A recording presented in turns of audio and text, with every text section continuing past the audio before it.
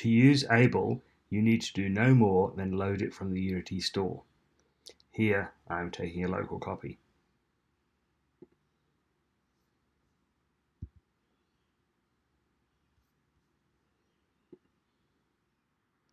A few more actions are required to run the integrity tests. By default, tests usually are only enabled for the parent project, so as not to clutter up client project tests. First, we need to open the scene in the examples directory for Able.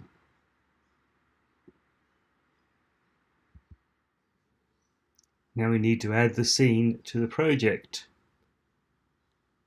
From the build settings, just add open scenes. While we're here, we can press the player settings button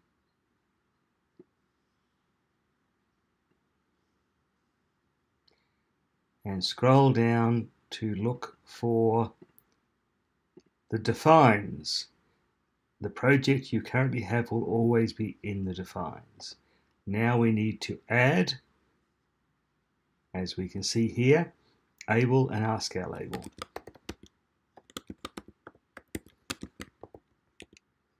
By doing so, the test will be enabled. But to make this happen, now that the tests are enabled, we will need to reload the assets or re-import them.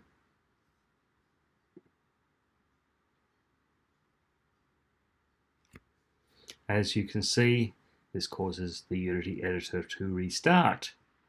For the next step, we can run the tests. To do that, go to General, Test Runner. I like to put it somewhere, so for the moment we can go in this place. You will see that all the tests are now listed. In fact, let's go up here where it's even more visible.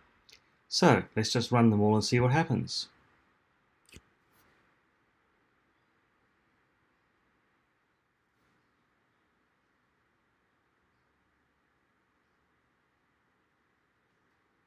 Don't be concerned with the errors here, they are intentional. The tests will run some things to make sure that they fail as expected. If you look at the tests, you will see that they're all green.